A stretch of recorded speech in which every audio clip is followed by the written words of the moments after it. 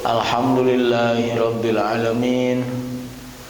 Wassalatu wassalamu ala sayyidina maulana Muhammadin wa ala alihi wa ashabihi wa man tabi'ahum bi ihsanin ila yaumiddin, amma ba'd.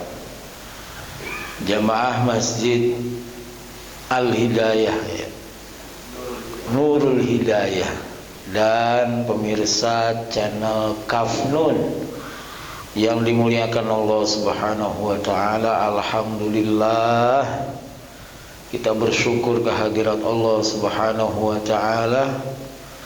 Kita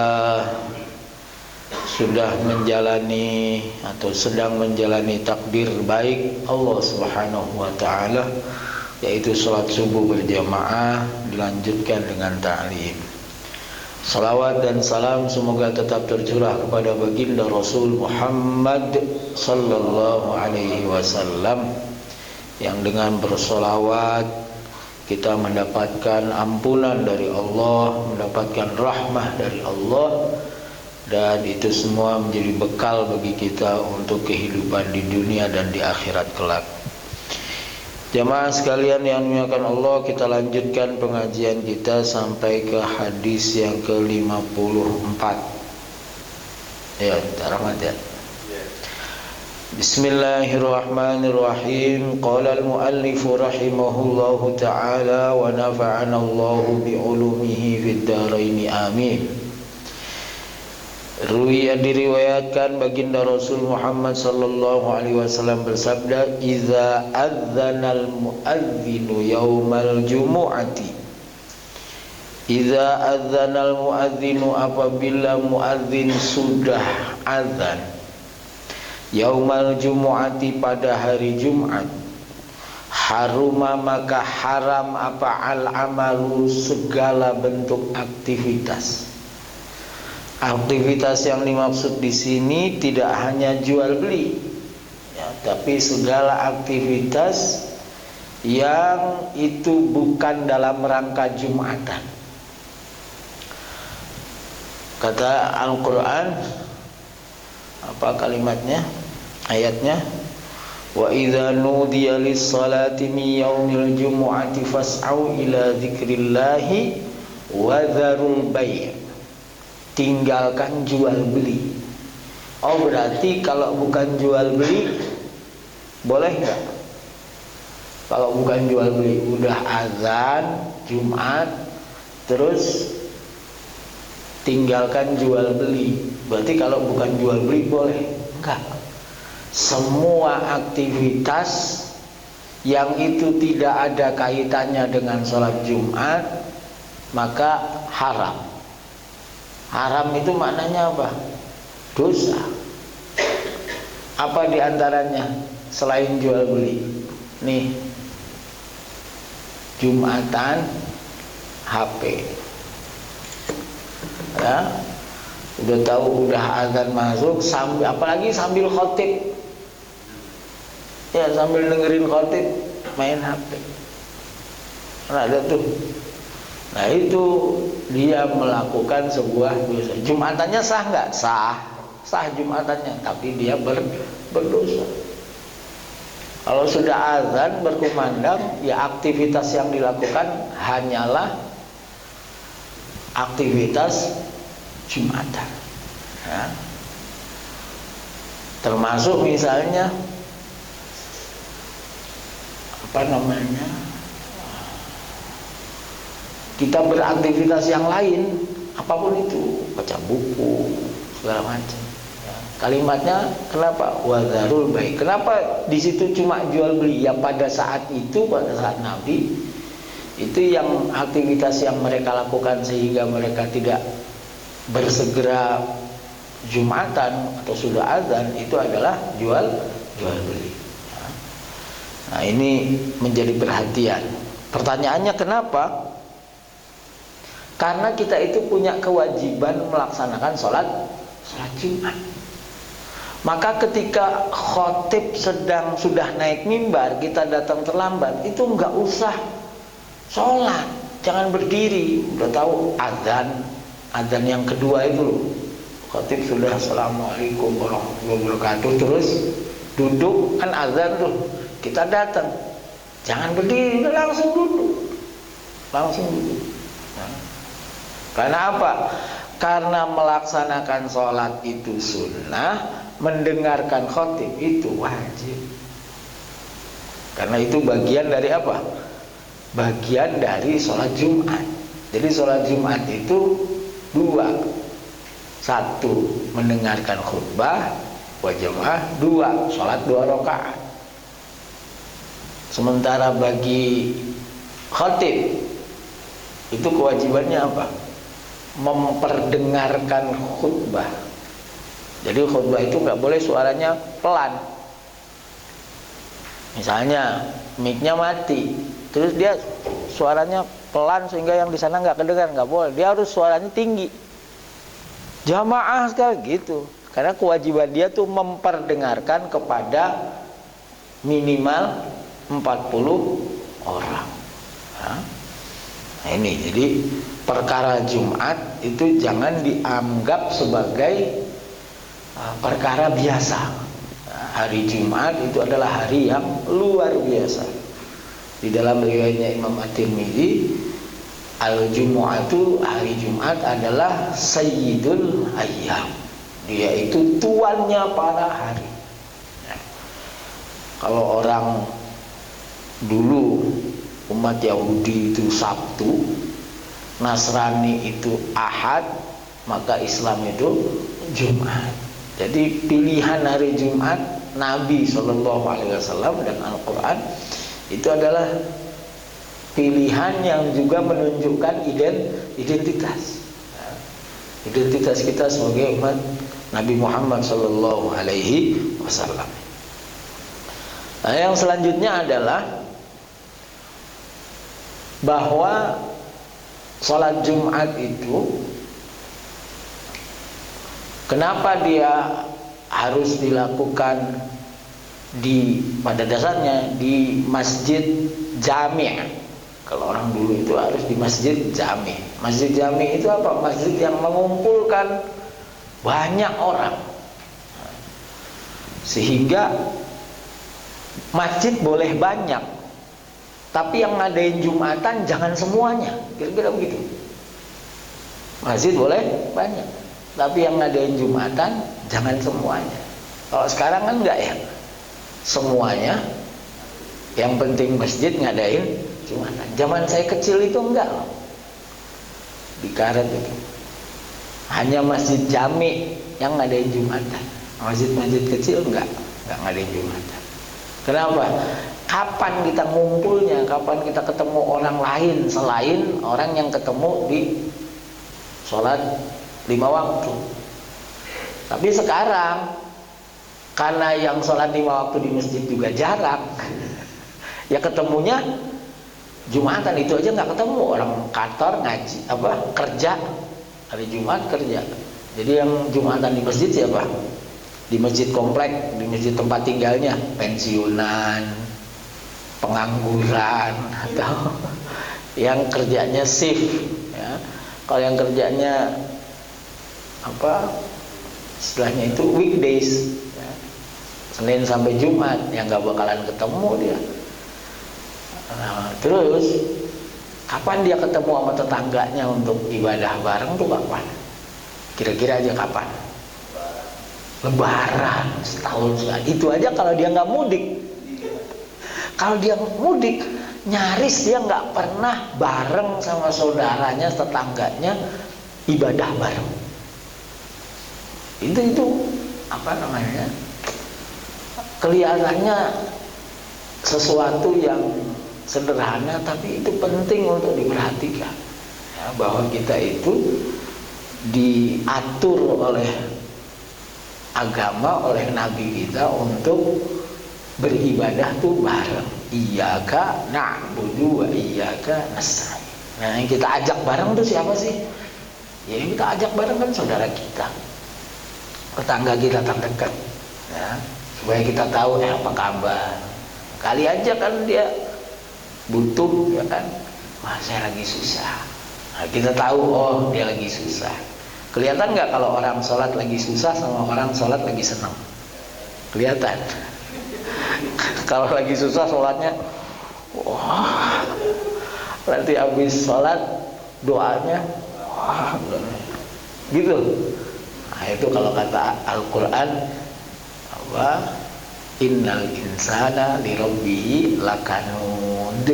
Kanun itu salah satu maknanya kata ulama tafsir adalah kalau seneng dia lupa, kalau susah dia ingat. Itu kanun. Nah, kebanyakan orang gitu, ya kan? Kalau kenyang dia lupa sama Allah. Tapi giliran susah, lapar, wah ingat. Lagi sehat, lupa. Tapi kalau lagi sakit, wah nangis-nangis, astagfirullah. Ampuni aku ya Allah, sembuhkan aku. Tapi giliran sehat nggak pernah. Dia terima kasih Allah dikasih sehat, bangun tidur nggak, alhamdulillah ya Allah. Ya. Nah itu apa namanya, Jumat. Jadi Jumat itu mungkin satu waktu dalam sepekan kita beribadah bersama-sama. Untuk apa? Untuk menyatukan visi dan misi hidup kita. Apa itu? Takwa kepada Allah. Visinya itu beribadah kepada Allah, caranya dengan takwa kepada Allah. Maka wasiat takwa itu menjadi rukun. Yang kedua, mendoakan. Salah satu rukun Jumat itu adalah mendoakan saudara-saudara kita.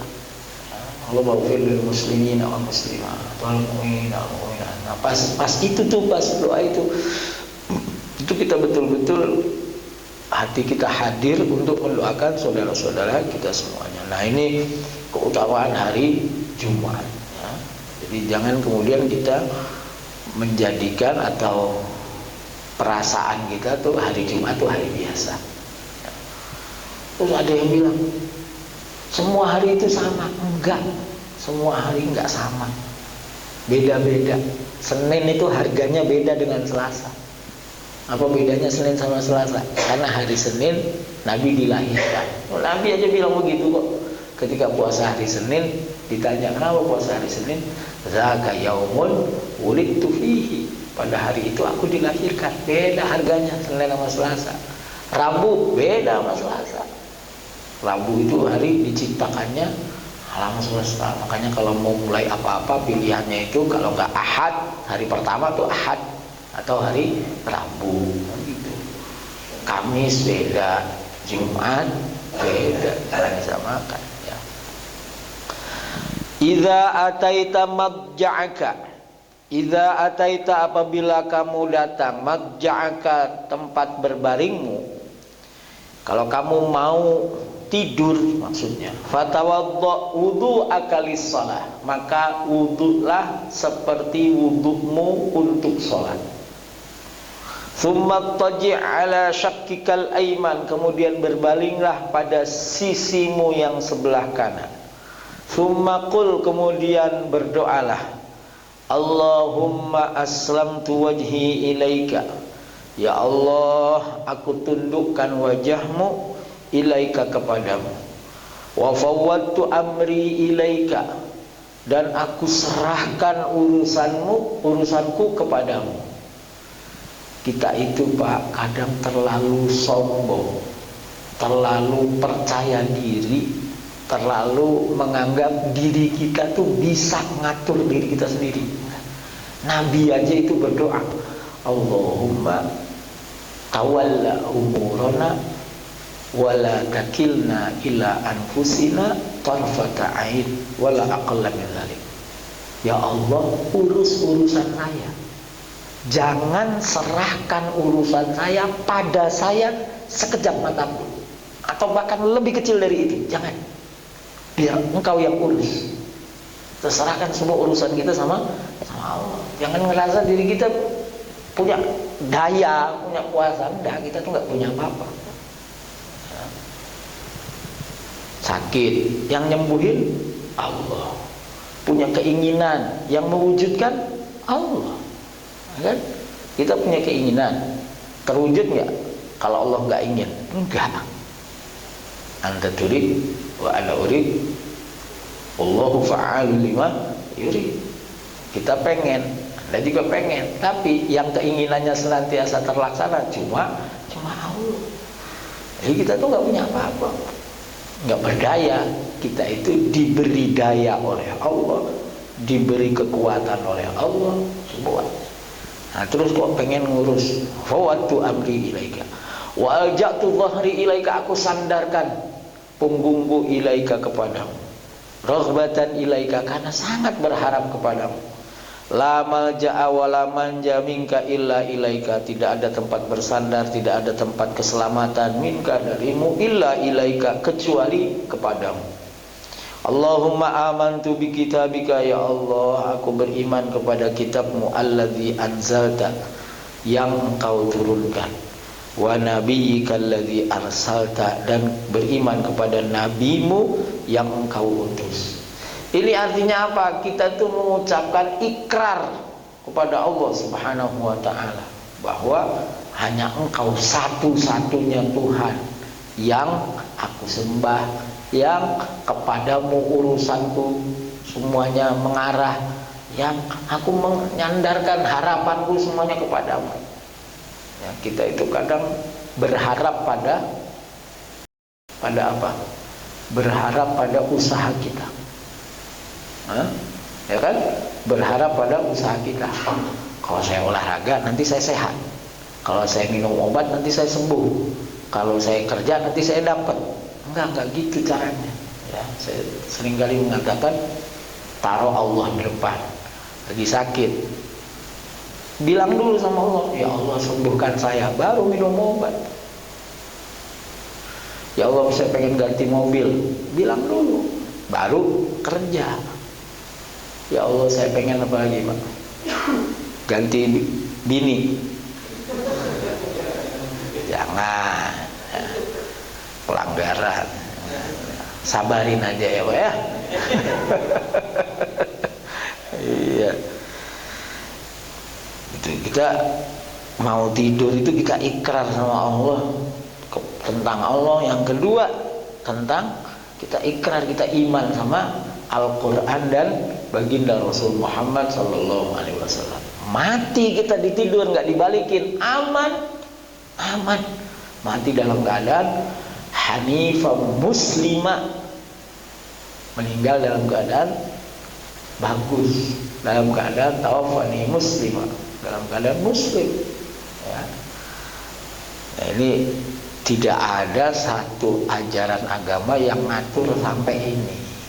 Sampai urusan tidur kita tuh diingatkan, tidur kamu itu adalah untuk ibadah.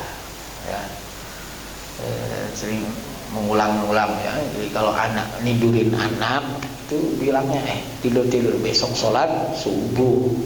Ya Allah, tidur itu supaya besok sholat subuh, bukan kuliah, bukan. Tidur supaya besok sholat subuh. Jadi begitu dibangunin subuh itu memang ini tujuan saya, bangun. Memang tidur saya itu buat ini, buat sholat subuh. Itu langsung semangat sholat subuhnya. Ya. Ngantuk pasti ngantuk.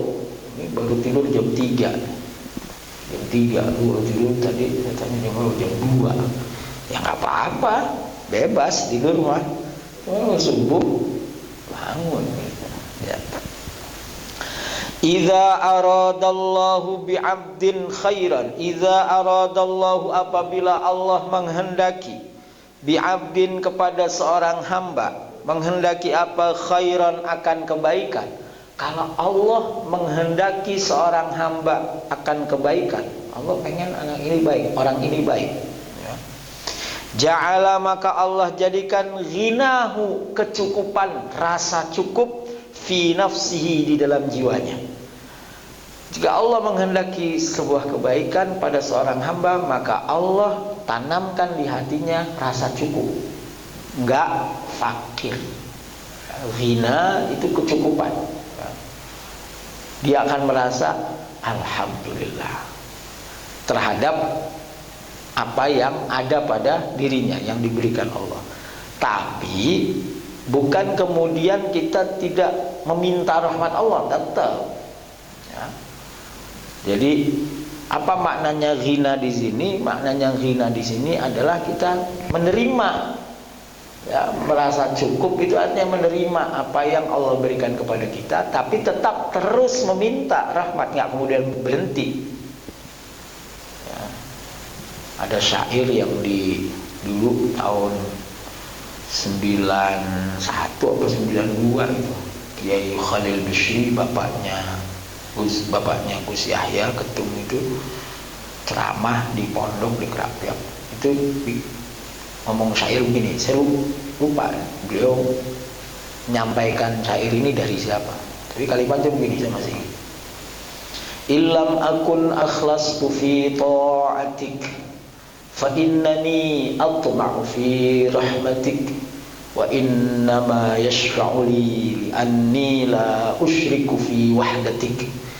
Illam akun akhlastu fi ta'atik, kalau saya itu enggak ikhlas dalam beribadah kepadamu, campur-campur, ya.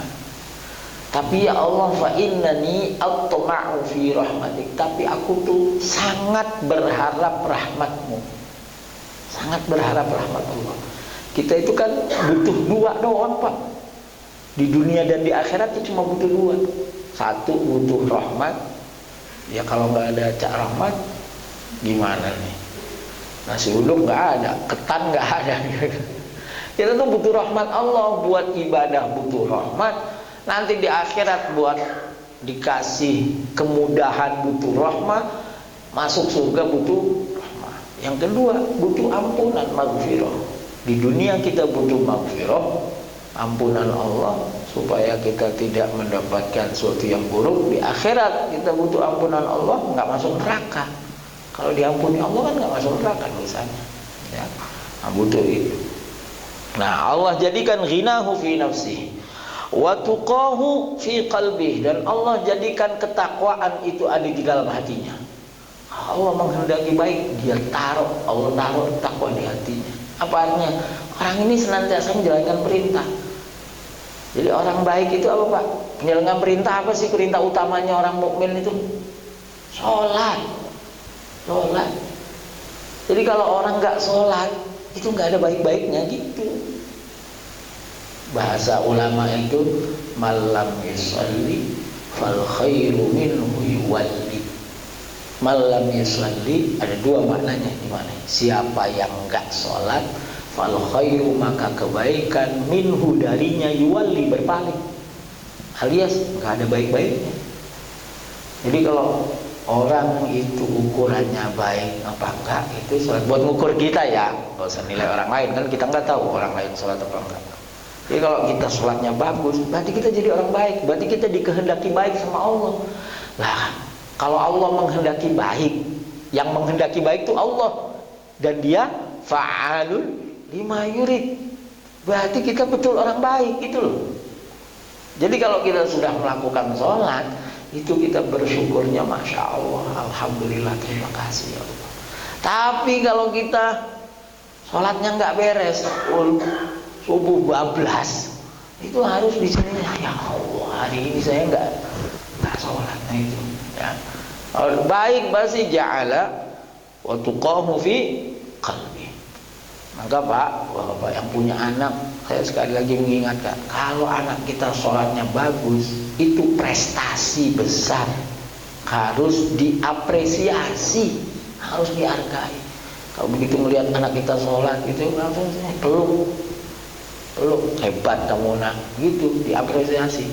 Jangan anak sekolahnya pintar, diapresiasi, olahraga juara, diapresiasi, tapi sholatnya bagus, nggak diapresiasi. Terus jangan kita bilang, sholat kan harus ikhlas karena Allah. Loh, ikhlas itu urusan hati, urusan mengapresiasi, urusan kita. Karena Allah juga mengapresiasi. Siapa yang iman dikasih surga, dipuji-puji di Al-Quran, ya kan? Di Al-Quran dipuji-puji orang yang beriman, beramal sholat, orang yang sholatnya bagus, semuanya dipuji. Kita juga harus begitu, ya. Harus memberikan apresiasi. Wa idza aradallahu bi'abdin syarran, kalau Allah menghendaki seorang hamba syarran, akan keburukan, ja'ala faqrahu baina ainaihi, maka Allah jadikan kefakiran itu ada di depan matanya. nggak pernah merasa cukup, senantiasa butuh, pengen ini, pengen itu, dan seterusnya. Rawahul Hakim an Nabi Hurairah. Hadis yang berikutnya hampir senada. Idza aradallahu bi'abdin khairan, apabila Allah menghendaki seorang hamba khairan, akan kebaikan, faqahahu fiddin. Riwayat yang lain yufaqihu fiddin. Ya. Siapa yang Allah kehendaki baik, maka Allah bikin orang tersebut, hamba tersebut paham agama. Itu artinya apa, Pak? Artinya kiai-kiai itu kan orang-orang yang paham agama. Itu adalah orang-orang yang dikehendaki baik, orang-orang baik. Kok malah dihina sama teman-temannya Om Rahmat, para wartawan itu. Masya Allah, iya. Yarfa'illahu alladhina amanu minkum walladhina utul ilma darajat. Sungguhnya Allah mengangkat derajat orang yang beriman di antara kalian dan orang-orang berilmu. Itu pujian. Allah memuji orang yang berilmu. Loh, kok dia menghina? Itu berarti dia berhadapan dengan Allah. Allah muji kok dia menghina. Padahal wa may yu'azzim sya'airallah fa innaha min taqwal qulub. Siapa yang mengagungkan apa yang diagungkan oleh Allah, maka itu adalah takwa. Ayo coba. Terus muncul lagi apa narasinya itu? Jangan jongkok-jongkok. Loh, begini ceritanya ya, supaya Bapak Ibu, Bapak-bapak punya alasan. Waktu Nabi Adam diciptakan, diciptakan, terus kata Allah dijadikan khalifah. Wa in qala rabbuka lil malaikati inni ja'ilun fil ardi khalifah. Qalu ataj'alu fiha may yufsidu fiha wa yasfiku ad-dima'a wa nahnu nusabbihu bihamdika wa nuqaddisu lak. Qala inni a'lamu ma la ta'lamu. Apa selanjutnya? Apa selanjutnya? Wa 'allama Adamal asma'a kullaha. Jadi setelah Adam diciptakan, maka Adam langsung diajarin sama Allah, dikasih ilmu oleh Allah. Semua ilmu dikasih. Wa 'allama Adamal asma'. Al-asma itu maknanya ya nama, ya semua ilmu, kata Ibn Katsir al-ulum. Semua ilmu diajarin kepada Nabi Adam. Udah. Kemudian apa selanjutnya? Karena Adam dikasih ilmu, thumma aradahum 'alal malaikati faqala ambibuni bi asma'i haula'i in kuntum shadiqin. Qalu subhanaka la ilma lana illa ma 'allamtana innaka antal alimul hakim. Qala ya Adamu ambihum bi asma'i. Nah, jadi Nabi Adam itu diperintahkan oleh Allah Subhanahu wa taala untuk ngajarin tuh malaikat, kasih tahu nama-nama itu.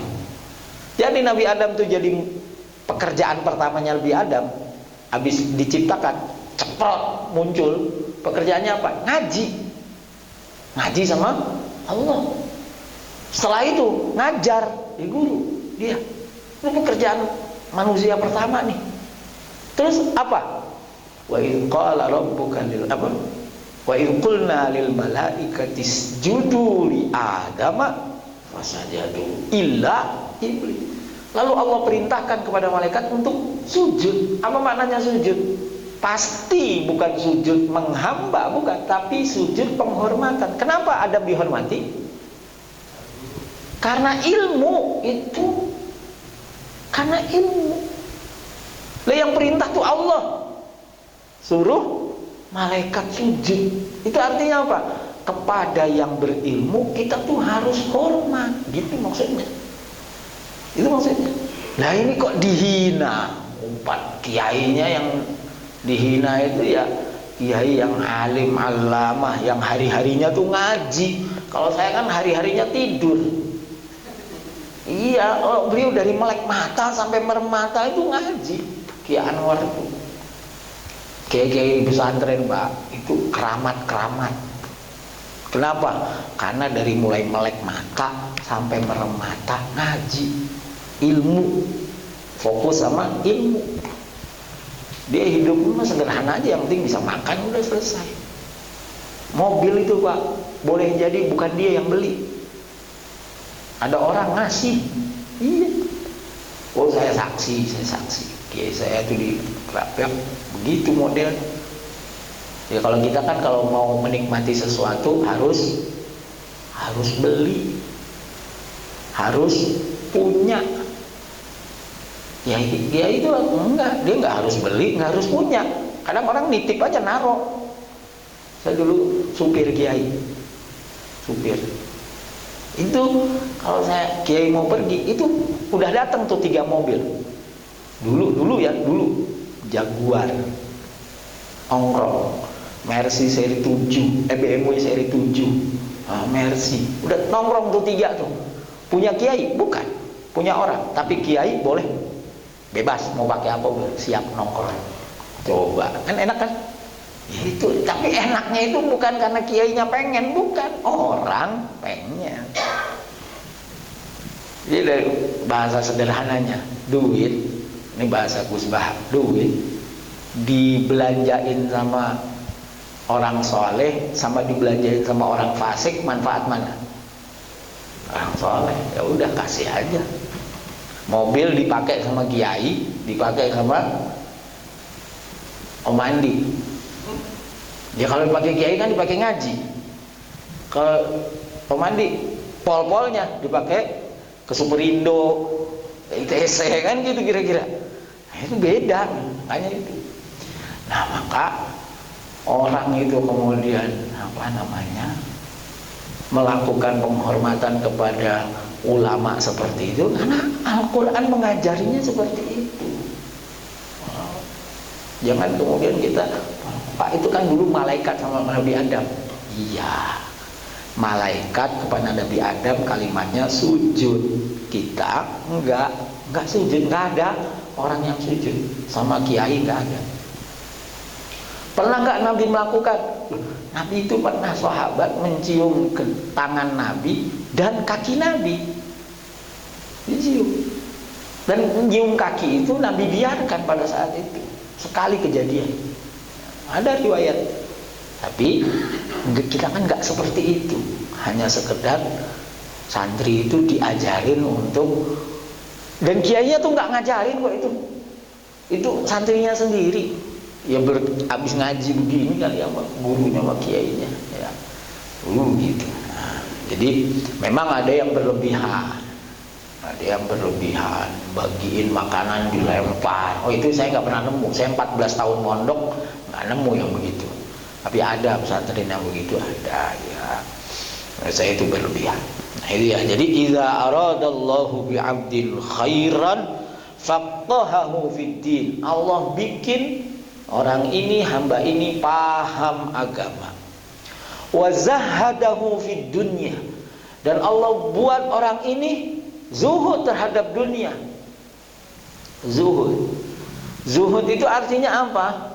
Zuhud itu artinya dia dunia tuh nggak di dalam hatinya, tapi dunia tuh ada di dalam genggamannya. Nggak di hati. Kalau di hati itu susah lepasnya. Kalau di tangan gampang. Waktunya. Kadang ya. Nah ini lagi nih. Nggak ada kiai yang kiai salaf itu ya. Nggak ada kiai yang memperkaya, jangan memperkaya, yang ngambil untung dari santrinya tuh nggak ada. Saya 14 tahun pondok. Sekarang nih anak saya di pondok 2. Tahu berapa biaya sebulannya? 900.000. Itu udah sekolah, makan 3 kali, listrik, kegiatan semua 900.000. Ya kita makan 10.000 sehari kali 3, 30 kali 30 habis. Mau diturunin makannya 5.000 sehari, oke? 5.000 sekali makan 15, 450.000. Terus buat sekolahnya, buat ngaji malamnya, buat laundrynya. Laundry sekarang santri enak laundry. Ayo. Terus kiainya dapat untung dari situ? Nggak mungkin. Justru kiainya yang keluar duit. Itu udah ininya.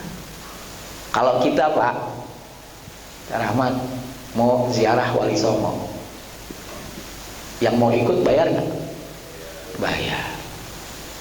Di pesantrennya enggak, kiainya yang nanggung bisnya, makannya, nginepnya, semuanya santri yang gratis. Naik berangkat, dia sewain bis dari itu. Ya, Lutfi, mau nambah belum mampu nyewain bis buat ngajak jalan. Oh kiai itu keramat. Makanya saya bilang tak Rahmat, mandi sama teman-teman di rumah ini. Saya begini, itu bukan saya ngajinya bener, bukan. Karena gurunya keramat, kiainya keramat. Maka anak-anak ini, karena gurunya belum keramat, ngajinya harus bener. Karena gurunya nggak keramat. Tapi kalau sayanya keramat, bolehlah tidur, malas gitu, boleh. Tapi karena gurunya nggak keramat, belum top, maka ngajinya harus bener. Nggak bener, tapi nggak jadi gitu biasanya. Iya. Zahadahu fid dunya wa bassarahu uyubah. Kalau Allah menghendaki seorang hamba itu baik, maka Allah perlihatkan aibnya di depan matanya. Jadi kita itu ibaratnya pepatah, gajah di seberang lautan kelihatan, semut ya di pelupuk mata tidak tampak. Tapi kalau buat orang yang dikehendaki baik, justru sebaliknya, dia nggak akan melihat aib orang lain, yang dia lihat itu aib dirinya. Saya itu banyak kurang. Dengan lihat orang yang kekurangan, dia akan bilang, saya lebih kacau dari dia. Iya, ada orang yang nggak benar gitu, dia langsung bilang dalam hatinya, saya lebih nggak benar dari dia, lebih nggak benar. Ya. Ulama banyak sekali yang menunjukkan soal basaruhu uyubah ini. Jadi dirinya merasa tidak lebih baik bahkan dari seekor anjing. Ya. Jadi suatu saat saya ke ulamanya itu, ada seekor anjing di depannya, kemudian dia nyingkir, nggak mau kesenggol sama anjing itu. Anjingnya tuh bisa ngomong, ngasih tahu sama ulamanya itu, oh kamu nganggep saya najis sehingga kamu nyingkir dari saya. Oh ya. Nah itu ulamanya langsung merasa kayak gitu. Wah iya, dia itu memang dijadikan Allah najis zatnya, sementara saya itu najis hatinya yang di dalam. Kalau dia luarnya, saya di dalam, kotorannya ada di dalam. Oh, lebih berat. Nah itu orang itu begitu. Maka kata Imam Asy-Syafi'i rahimahullah ta'ala, kita itu kalau melihat orang yang lebih tua, maka yakini dia lebih baik dari kita. Kenapa? Karena dia lebih banyak ibadahnya, lebih banyak amalnya. Kalau melihat yang lebih muda, yakini juga dia lebih baik dari kita. Kenapa? Karena dia dosanya baru sedikit. Ya, jangan dibalik. Melihat yang tua, wah bapak dosanya lebih banyak dari kita. Melihat anak-anak yang lebih muda, wah lu pada mah amalnya cetek, baru 20 tahun, 23 tahun cetek. Kebalik, ngelihat yang tua kita yakini dia lebih baik, ngelihat yang muda juga kita yakin dia lebih baik. Nah itu jadi ulama itu orang baik, gurunya ulama, wah baik lagi, terus sampai ke imam-imam itu, wah itu orang baik semuanya. Ya. Nah hari ini kita itu problemnya apa Bapak? Dijauhkan dari ulama, dijauhkan dari ulama. Dulu kita dijauhkan dari mazhab, dari ulama-ulama fikih, Imam Syafi'i, Imam Ahmad, langsung ke hadis. Nah dijauhkan loh, gak berhasil, gagal. Terus kita sekarang dijauhkan dari kiai. Nah anaknya gak usah pesantren tuh kayak gitu loh. Nah, jadi kita itu harus ini Bapak, harus memperhatikan bahwa ulama-ulama itulah ya yang berijtihad sehingga kita bisa melakukan ibadah itu yang melalui para pewaris Nabi itu, innal ulama warasatul anbiya. Oleh karenanya apa? Sekalian nih, saya tuh dalam sejak peristiwa itu narasi saya itu satu pokoknya, harus narasi ini. Al-Quran tuh bilang, ini di mana-mana saya sampaikan. Al-Quran itu bilang Ar-Rahman 'allamal Quran.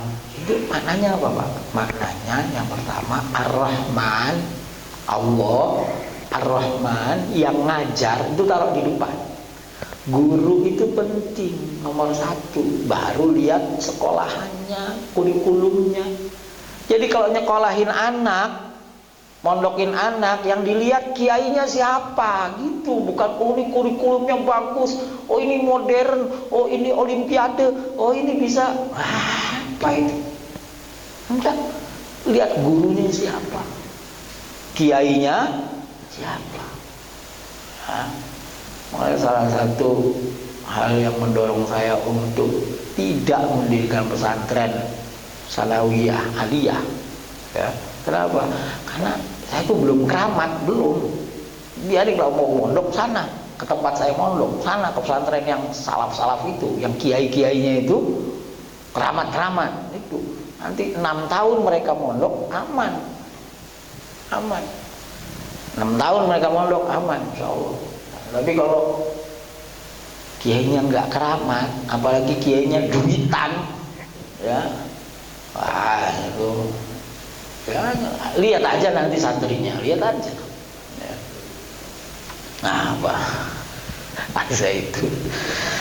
Terakhir, idza aradallahu bi'abdihil khaira. Mas ini.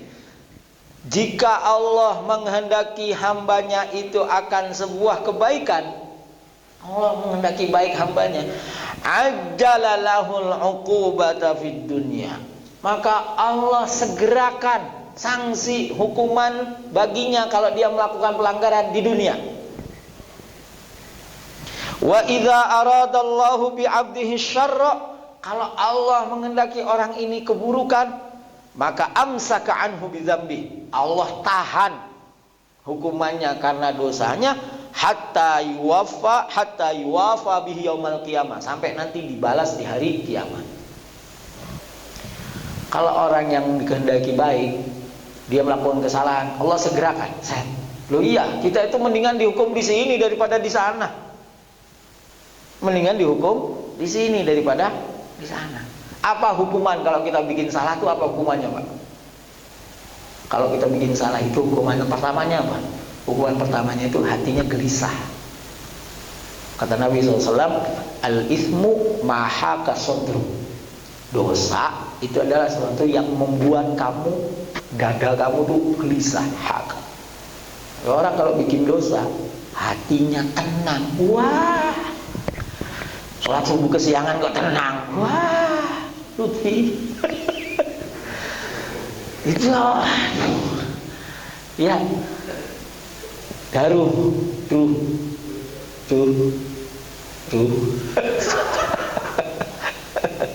iya nggak apa-apa ya. 2:30 itu mendingan dapat di dunia, daripada di akhirat. Karena seberat-beratnya hukuman di dunia, nggak ada apa-apanya dibanding di akhirat. Sama, balasan juga gitu. Segede-gedenya balasan baik di dunia, nggak ada apa-apanya dengan di akhirat. Jadi kalau kita ibadah, kemudian urusan kita di sini gampang, nggak ada apa-apanya dengan kemudahan yang kita dapatkan di akhirat. Makanya orientasinya apa? Orientasinya itu gimana caranya kita di akhirat gampang, di akhirat dapat enak, di akhirat dan seterusnya, bukan di dunia. Ya di dunia iya kita minta, oh kita diajarin dong enggak? Rabbana atina fid dunya hasanah wa fil akhirati hasanah. Kata Imam Hasan Al-Basri ketika menafsirkan ayat ini, Rabbana atina fid dunya hasanah wa fil akhirati hasanah. Hasanah yang pertama itu apa? Kita minta kebaikan di dunia itu apa? Kebaikan dunia apa? Pak. Halo. Kebaikan di dunia itu apa? Berkah, rezeki, ya. Ya kan di otaknya tuh rezeki, duit, rezeki itu duit. Materi. Kalau kata Imam Hasan Al-Basri, yang namanya hasanah di dunia tuh ilmu. Ilmu. Balik lagi, Nabi Adam tuh dapat hasanah pertamanya tuh ilmu. Gak ada kebaikan yang di atasnya ilmu, itu gak ada. Al-alim wal muta'allimu syarikani fil khairi. Orang yang berilmu dan orang yang belajar itu sama-sama dalam kebaikan. Jadi, dan bahkan hadis itu menyatakan wala khaira fima siwahu min sairin nas. Nggak ada lagi kebaikan. Nomor satunya itu ilmu. Baru yang lain. Nah, wafil akhirati hasanah. Di akhirat hasanahnya apa? Surga. Udah. Itu hubungannya. Makanya orang beramal, orang apa ya pakai ilmu. Ya, semua. Nah, itu kita boleh minta dunia boleh, tapi jangan lupa, jangan sampai nanti kita di akhirat nggak minta. Nah, minta dunia tapi nggak minta akhirat. Ayat itu mengajarkan kepada kita, Rabbana atina fid dunya hasanah wa fil akhirati hasanah wa qina adzabannar. Itu artinya apa? Minta dunia boleh, tapi minta akhiratnya harus 2 kali lipat. Ya, jangan doa itu di sininya, itu soal dunia aja. Ya Allah, kasih saya rezeki. Di dunia, di sininya tuh rezekinya tuh dunia maksudnya. Mobil, rumah, duit, apalagi Pak? Hah? Sapi, cara mati. Misalnya itu dunia. Enggak, di sininya itu enggak minta rezeki akhirat. Nah, itu justru harus lebih banyak minta selamatnya di dunia. Makanya guru saya itu ngajarin ada 4 doa kalau minta sama Allah itu 4 ini. 1, minta selamat dunia akhirat. Ini penting. Selamat di dunia nyungsep di akhirat, enggak. Atau di dunianya sengsara nyungsep, di akhiratnya selamat, enggak. Minta selamat dunia akhirat. Yang kedua, minta bahagia dunia akhirat. 3, minta bernasib baik dunia akhirat. 4, minta dimudahkan segala urusan dunia akhirat. Dah beres itu urusan. Yang penting minta dunia akhirat. Nah, salah satu investasi kita untuk akhirat adalah ilmu. Kata Imam Hasan Al-Basri, ilmu. Jadi kita minta ilmu. Makanya doa itu apa? Allahumma inna nas'aluka ilman nafi'a wa rizqan halalan tayyiba. Kemudian wa amalan salihan maqbulan mardiyya. Ya Allah, saya minta ilmu yang manfaat, rezeki yang halal, yang luas, yang berkah, dan amal yang diterima, yang diridhoi. Udah, ini cukup, ini modal ini. Modal ilmu, duit ada, ya kan? Buat ibadah kan harus pakai duit. Makin banyak duitnya, ibadahnya makin nyaman. Bukan makin jauh, Pak. Makin nyaman. Ya kan? Kita kalau sholat kamarnya nggak AC, gerah, panas. Sholat keringetan, nggak enak. Sejadahnya, karpetnya geradagan, jidat hitam. Jidat hitam. Tapi kalau karpetnya empuk, enak ibadahnya. Bajunya cakepan, adem. Nah, itu butuh rezeki. Lalu amal kita diterima. Udah selesai hidup kita. Doa Zam-Zam, minum air Zam-Zam. Coba perhatikan. Doa minum air Zam-Zam itu, Allahumma inni as'aluka ilman nafi'a wa rizqan wasi'a wa shifaan min kulli da'. Ya Allah, saya minta ilmu yang manfaat. Lu minum air minta ilmu yang manfaat. Kenapa? Ya karena dasarnya tuh ilmu. Ilmu itu bisa diperoleh oleh hati yang bersih.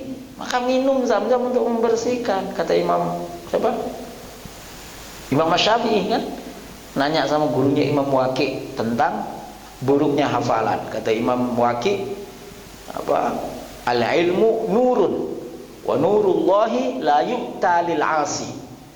Ilmu itu cahaya, dan cahaya Allah tidak akan masuk, tidak akan diberikan kepada orang yang berdosa, melakukan dosa. Ya harus dihapus dengan minum zam-zam. Apa tadi? Ilman nafi'ah, ilmu dulu. Yang kedua, warizqan wasi'ah, rezeki yang luas. Minum air zam-zam, kok rezekinya luas? Dari mana nih? Logikanya kan gitu. Iya, orang nerima rezeki itu kalau di sininya bersih. Kenapa? Kalau nggak bersih, nutup. Kemarin saya ngasih ilustrasi, orang tetangga mau datang bawa kue, bawa buah, gerbangnya kegembok, digembok, pintunya digembok, nggak bisa masuk. Tapi kalau pintunya dibuka, masuk rezeki. Jangan-jangan selama ini malaikat Mikail udah datang ngetok-ngetok, cuman tebel, kita nggak dengar kalau ada yang ngetok. Nggak jadi balik malaikat Mikail. Itu bersih, penting. Rizqan wasi'ah. Baru, oh orang ibadah itu butuh sehat. Jadi butuh ilmu, orang ibadah butuh ilmu nomor satunya. Dua, butuh rezeki. Tiga, butuh sehat. Sehat itu ketiga. Kenapa? Orang sakit bisa ibadah, masih bisa, tapi kan nggak enak. Orang sakit, orang sehat apa? Bisa ibadah kalau dia bajunya nggak bagus bisa, tapi nggak enak, ya kan, gerah. Enak. Yang paling awal nggak bisa ibadah nggak pakai ilmu, ibadah harus pakai ilmu. Nah itu makanya minta ilmu duluan. Allahumma inni as'aluka ilman nafi'ah wa rizqan halalan thayyiban wa shifaan min kulli da'. Itu ya, kesehatan. Nah, mudah-mudahan kita semua diberi kesehatan oleh Allah, diberi rezeki yang luas, yang berkah, diberi ilmu yang manfaat, dan kita semua dikehendaki baik oleh Allah Subhanahu wa ta'ala. Amin ya rabbal alamin. Bismillahirrahmanirrahim. Alhamdulillahirabbil alamin. Hamdan yuwafi ni'amahu yukafi mazidah. Ya rabbana lakal hamdu kama yanbaghi li jalali wajhika wa 'azimi sultanika. Allahumma shalli ala sayyidina Muhammad salatan tunjina biha min jami'il ahwal wal afat wa taqdi lana biha jami'al hajat wa tutahhiruna biha min jami'is sayyi'at wa tarfa'una biha indaka a'la ad-darajat wa tuballighuna biha aqsal ghayat min jami'il khairati fil hayati wa ba'dal mamat. Allahumma inna nas'aluka al-huda wat tuqa wal afafa wal ghina wal mu'afati daima fid din wa dunya wal akhirah. Allahumma ighfir lana wa li walidina wa li masyayikhina wa li ahlina wa li ikhwanina minal muslimina wal muslimat wal mu'minina wal mu'minat. Allah innaka 'afuwwul ghafur. Allahumma anfa'na bima 'allamtana wa 'allimna ma yanfa'una. Allahumma rabbana la tada' lana fi majlisina hadha dhanban illa ghafartah wa la hamman illa farajtah wa la maridan illa shafaitah wa la daynan illa qadaitah wa la hajatan min hawaijid dunya wal akhirah illa qadaitaha wa yassartaha ya arhamar rahimin wa anta radin 'anna ya rabbal alamin. Rabbana zalamna anfusana wa illam taghfir lana wa tarhamna lanakunanna minal khasirin. Rabbana hab lana min azwajina wa dhurriyyatina qurrata a'yun waj'alna lil muttaqina imama. Rabbana atina min ladunka rahmatan wa hayyi' lana min amrina rashada. Rabbana atina fid dunya hasanah wa fil akhirati hasanah wa qina adzaban nar. Wa sallallahu ala sayyidina Muhammad wa ala alihi wa sahbihi wa baraka wa sallam. Alhamdulillahi rabbil alamin. Wal 'afu minkum wallahu muwaffiq ila aqwamit thariq. Wassalamu alaikum warahmatullahi wabarakatuh. Sallallahu ala